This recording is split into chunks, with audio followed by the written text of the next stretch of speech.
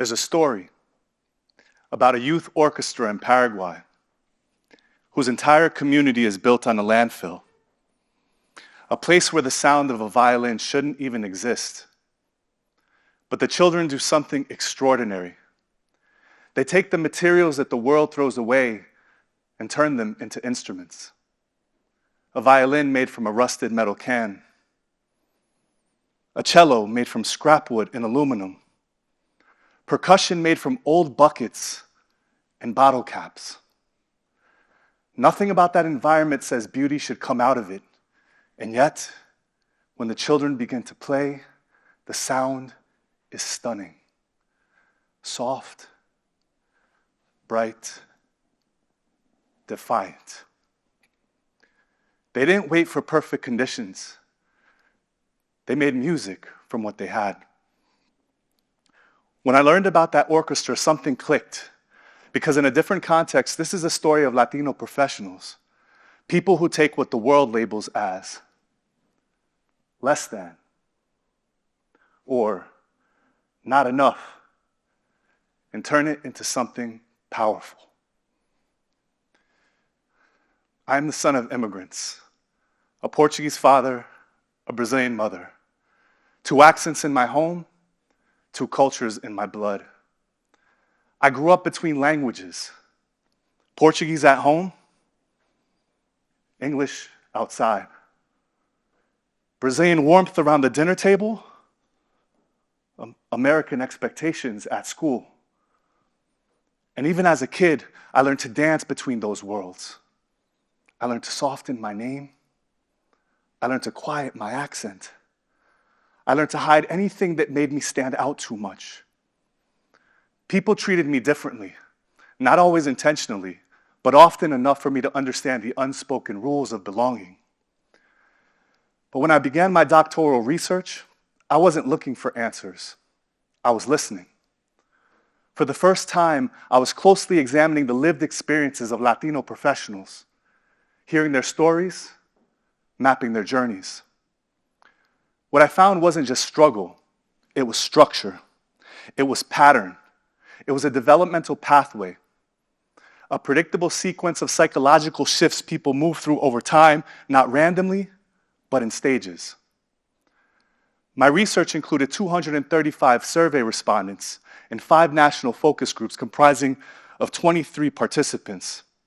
And what emerged almost unanimously was this: Latino professionals don't just manage their careers, they do identity work as part of their career development.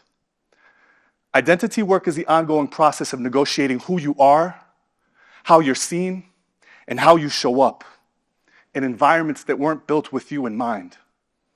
It's deciding when to adapt, when to resist, and when to lead with what makes you different. And this identity work isn't abstract.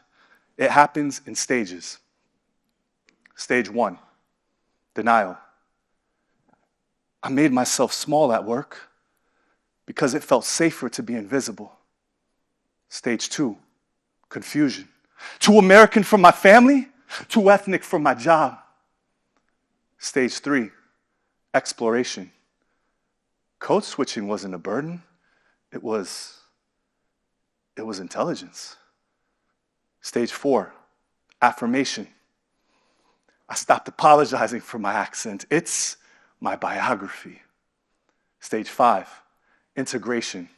Being Latino is not something I carry, it's something I use.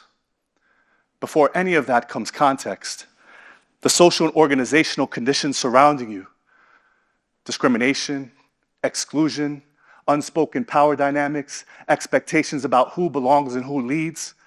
A first-generation CFO said, "My name enters the room before I do, and the assumptions walk in with it." A Latina marketing leader said, "The second I speak, I could feel them measuring my intelligence through my accent." Across my study, Latinos reported more than twice the number of discriminatory experiences as their white peers, being interrupted, being underestimated, being praised for being quote-unquote so articulate. But here's the critical insight. Identity work is what transforms context into agency.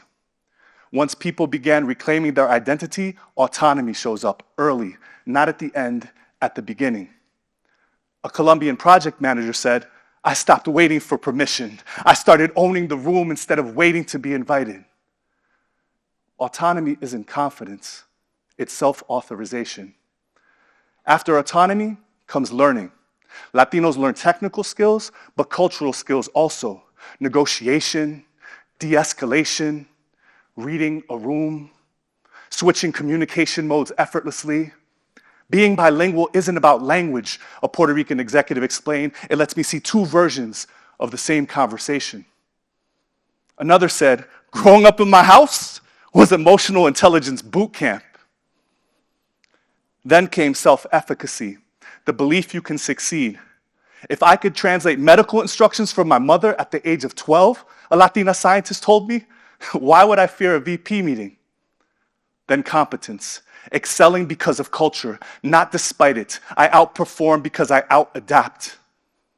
And finally, well-being, alignment between who you are and what you do. The moment I stopped fighting my identity, my career finally felt like mine. And then it hit me. This is the orchestra. This is the metaphor. Latinos don't wait for perfect conditions. We make instruments from what we have.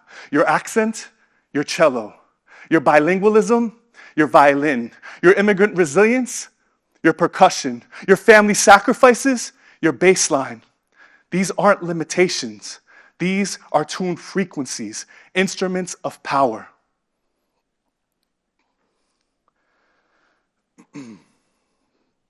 People throughout my study described hiding themselves early on in their careers.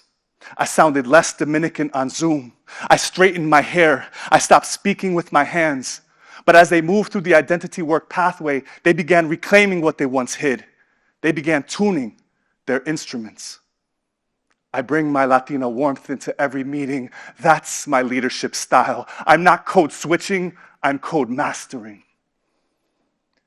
And here's my message. Not just to Latinos, but to everyone in this room. Regardless of your background, your culture, your story, stop waiting for perfect conditions. Stop shrinking in rooms that weren't built with you in mind. Stop believing the things that make you inconvenient are obstacles to overcome. Your culture is your instrument, and when you learn to tune it, you create something the world cannot ignore. As a father,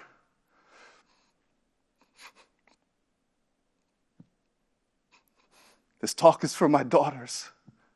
Because I want you to know the truth about our culture. It is not something to hide, not something to shrink. It is something to tune, something to conduct, something to lead with. My name is Daniel José Custódio, and Latinos don't play the music of assimilation.